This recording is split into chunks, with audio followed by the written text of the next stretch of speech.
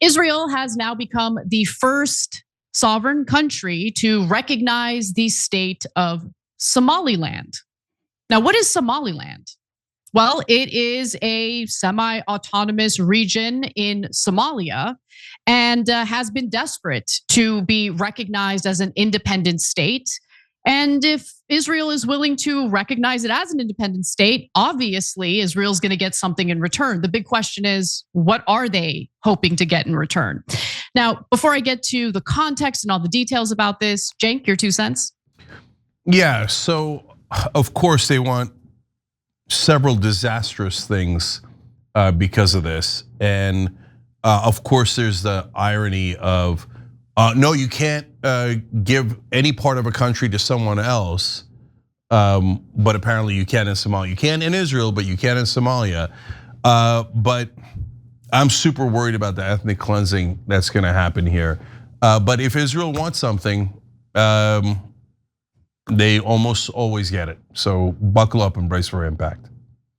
So I want to give you a little bit of context about what's been happening in Somalia for many decades. I'm going to do a deep dive on this, so bear with me as I kind of give you the basics. This isn't anywhere close to everything you need to know about what's happened in Somalia.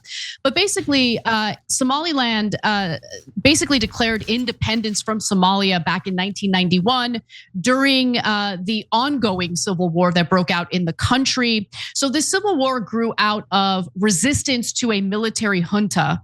So there was a military coup, military rule in Somalia. And as a result of that, you have these various factions resisting, various groups resisting that military rule. Now, the resistance included armed rebel groups, and by the early 1990s, Somalia became a failed state.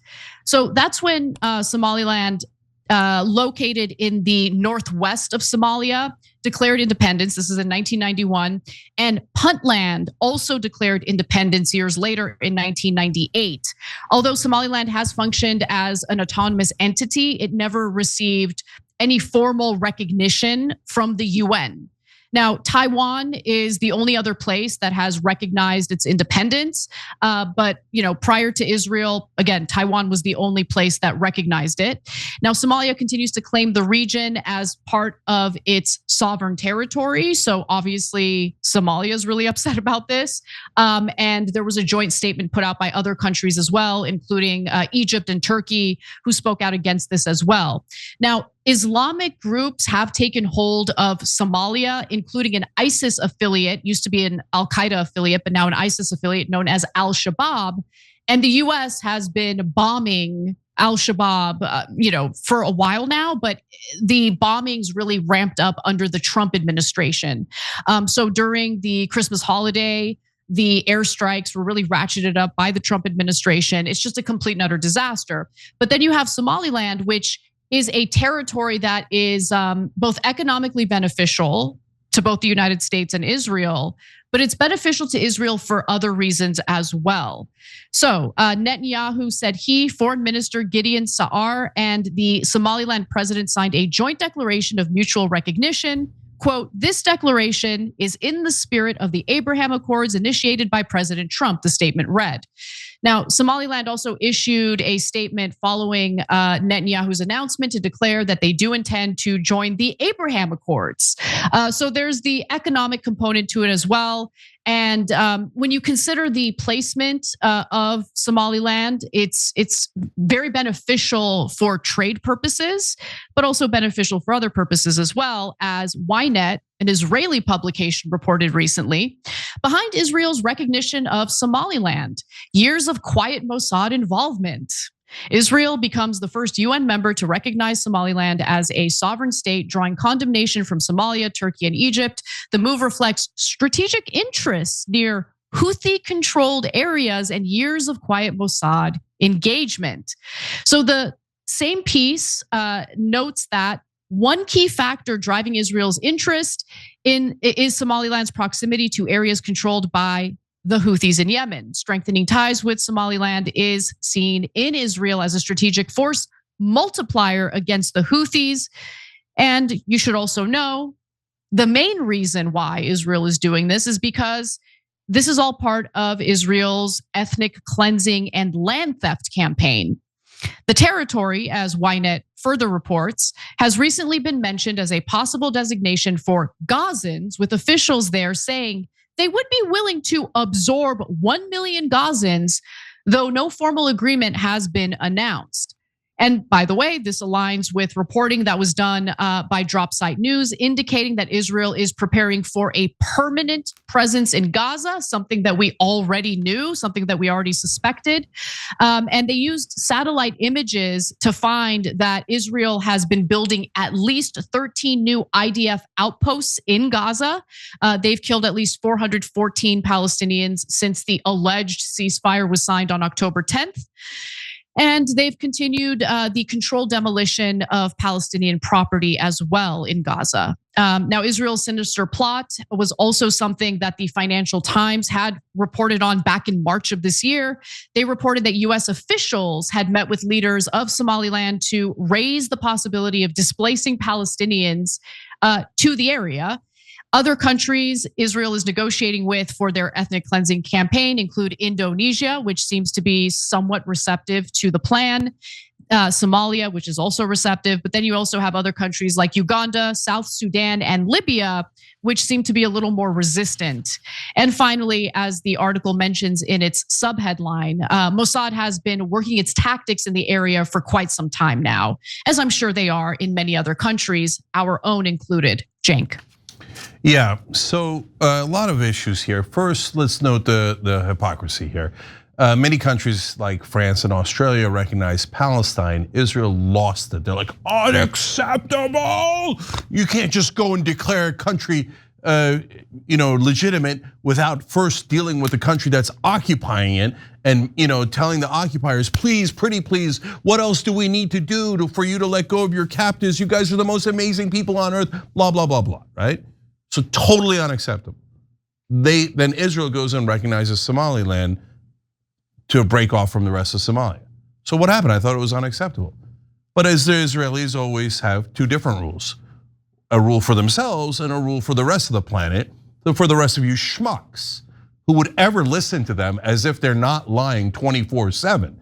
Every time they go to speak about diplomacy or any of these issues, they're always lying. So are they actually outraged by recognizing a state like Palestine? No, because they just did it in Somaliland. And it's actually, of course, much worse because it's not equivalent at all. They're all Somalis there, as opposed to the Palestinians and the Israelis that are obviously view themselves very differently. Now, to the core of the issue. So they want to move 1 million Gazans. Wait, what happened? I thought you said you were going to get out of Gaza. Point 16 in Trump's 20-point plan, peace plan for Gaza was Israel leaves Gaza. So not only have they not left Gaza, as Anna just explained to you, they've started building permanent outposts in the 53% that they control. Not only that, they've begun to expand past the 53% through a campaign of course, as usual, slaughter of the innocents. 414 Palestinians killed since the so-called ceasefire. They continue to bomb and kill. But if you touch the Israelis, they'll cry and cry and cry about, oh my God, the ceasefire, the ceasefire. So they don't ever intend to ever follow any ceasefire. They're not following this one. They're always hypocritical on every single issue. So, but that's the 53% that's currently barren that Israel absolutely leveled. The other 47% has 2.2 million Palestinians in it.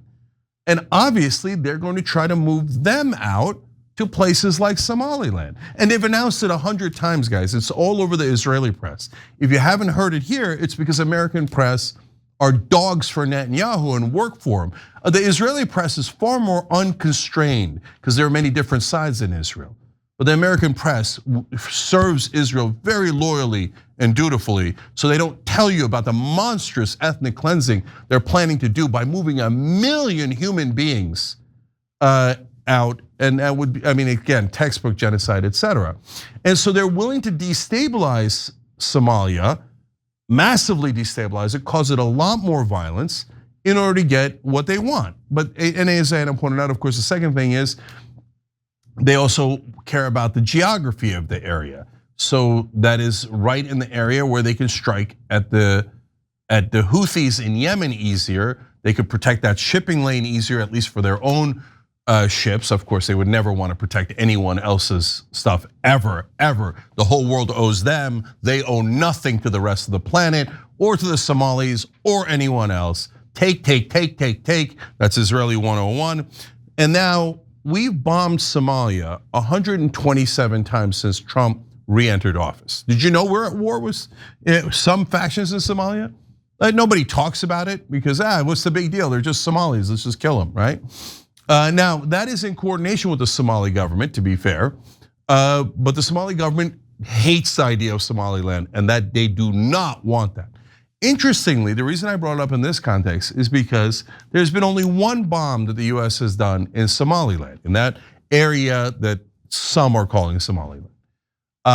It was a bomb to kill their top peacemaker in the area because Israel doesn't want peace. They want conflict, they want separation, so they want to be able to have a puppet government in the middle of Africa where they could dump all the Palestinians after they steal their land, and they can more easily attack other Muslims in the area by having a base there. So they're like, yeah, kill the peacemaker. And of course, America doesn't work for our CIA, our military set. It doesn't work for us at all.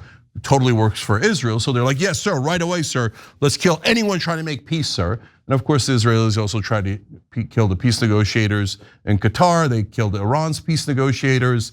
Anytime anybody's trying to make peace, don't worry, Israel will murder them so they can create more violence, conflict to take advantage of for their own benefit. Every time you ring the bell below, an angel gets his wings. Totally not true, but it does keep you updated on our live shows.